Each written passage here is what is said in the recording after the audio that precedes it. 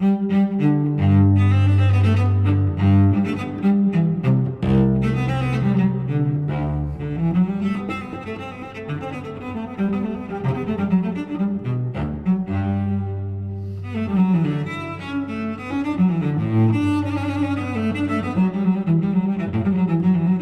my friends, welcome back to today's video.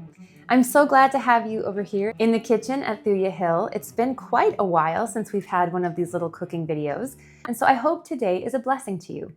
Now, I have recently been embarking on making my own yogurt again, and I go through phases depending on what life holds. Sometimes I'm too busy to make my own yogurt, and sometimes I just find that it really doesn't matter. My health is strong enough that I don't need to make this special yogurt. Now, it goes without saying that this video is educational advice only. This is not medical advice. If you have any questions about your gut health or what you should be eating for your own health, talk to your doctor.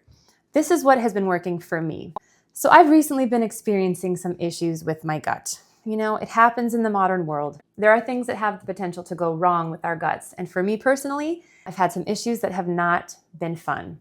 And so I've gone back to the drawing board. Years ago, when I had a similar issue with my gut, I followed the SCD diet. I'm not a big diet person, but when the gut is damaged or there's issues, I find a break from certain foods to be very helpful. Elaine Gottschall wrote this book long ago, and it's called Breaking the Vicious Cycle: Intestinal Health Through Diet. And so the idea of this SCD diet is for temporary purposes to help the gut get back to a place of wellness and wholeness.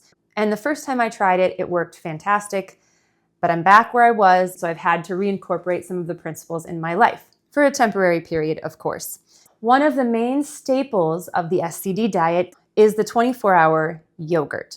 Now, what is special about this yogurt is it ferments for 24 hours. And the idea is that around the 24-hour mark, all of the lactose has been digested.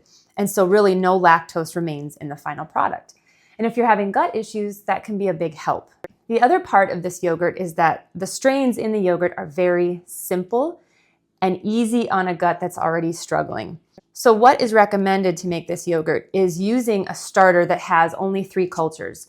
So the 3 cultures needed for the SCD yogurt are S. thermophilus, L. bulgaricus, and L. acidophilus. Those are the only 3 strains that you want in your yogurt during a time when your gut is really sensitive, at least according to Elaine's book. What I did when I first started making this yogurt this time around was I bought Dannon. Dannon is not usually a yogurt I would typically buy, but the reason why it works as a starter culture for this yogurt is because it has these 3 very basic strains. If you look at the back of any other yogurt that you'll buy in the store, you'll see a variety of strains that can upset an already disturbed gut. And so Elaine recommends these 3 cultures when you're trying to make the yogurt. Another option you can buy is from GI Pro Health. It's the GI Pro Start Yogurt Starter. It has the exact same cultures. It's just a powdered form.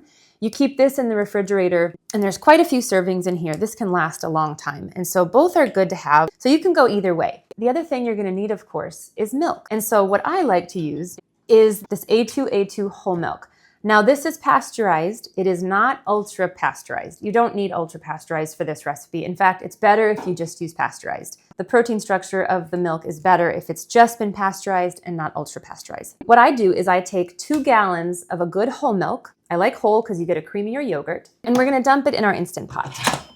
Okay, so if you've ever made yogurt before, you know that there's a yogurt setting on most Instant Pots.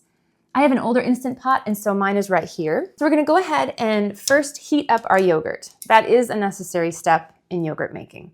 So let's dump our milk in, this beautiful whole milk. This yogurt is one of my favorite things to eat at this point because it's just so creamy and it does not upset my stomach, which is really helpful. I like to put a little bit of honey in it. I also like frozen fruit. You decide what works best for you. All right, here's my other half gallon. Okay, and now what we're gonna do, like I said, is heat this milk up to 180. And most Instant Pots will do this very well. It might need to go twice because this is a full gallon in here. So I'm gonna go ahead and press yogurt. And as you can see, it says 24 hours because that's the last time I made yogurt. Press yogurt again until you see the words boil. And once it beeps, your Instant Pot will go ahead and get ready to boil your yogurt. Okay friends, well, my yogurt button just went off. And you see the word yogurt across the screen on your Instant Pot. What that means is your milk has heated up, hopefully to 180. So we're gonna take the lid off now and use a thermometer just to make sure. And I have a special thermometer that I use just for yogurt. So we're gonna put it in right to the middle and see if we've hit 180. Hopefully we have. 179.9. Now I'm a literalist. So we're gonna put the lid back on and we're gonna let it boil for just a couple minutes more to make sure it hits that 180 mark, just to be sure.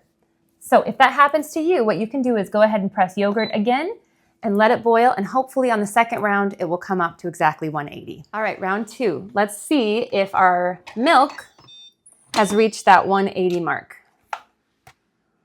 There we go, 180.6. Perfect, that's exactly what we want.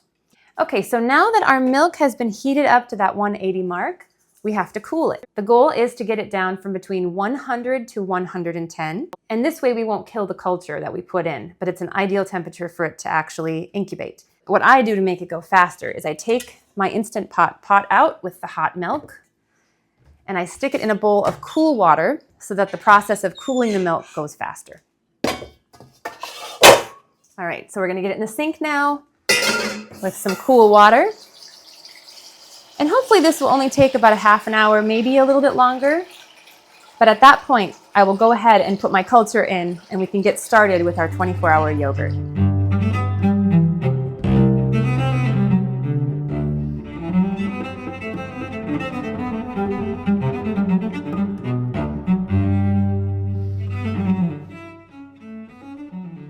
And we're right around 100 degrees. So this milk is ready to receive the culture.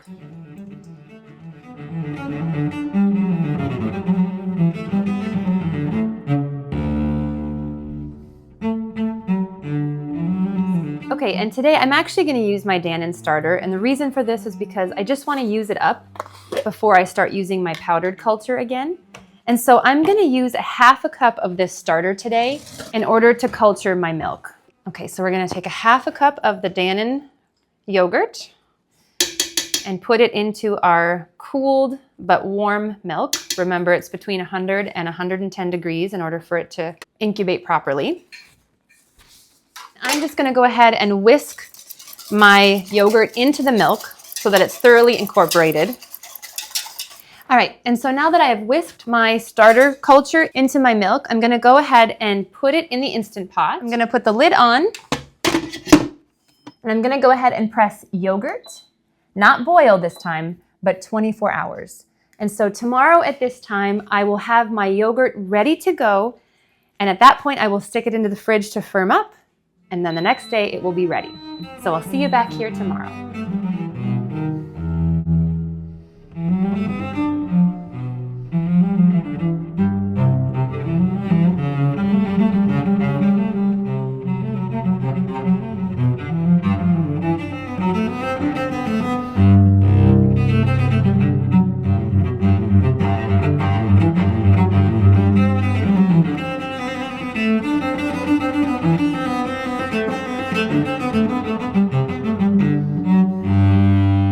Friends, it is the next day and I am here to say that my yogurt is completed.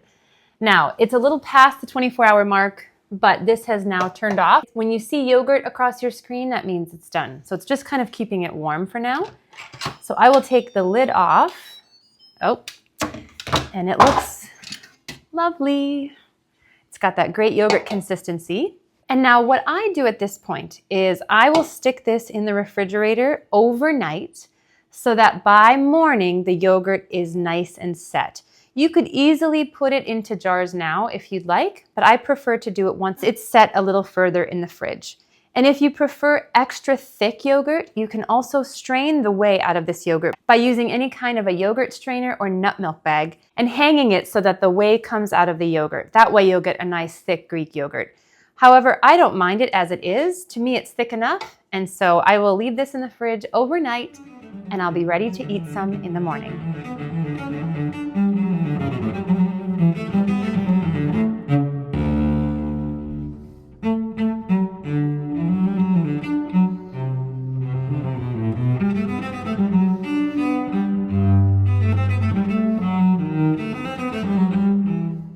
All right, friends, that's all I have for you today. Thank you so much for tuning in to today's video, and I look forward very much to seeing you in another brand new one very soon. May God bless you and yours. Goodbye for now.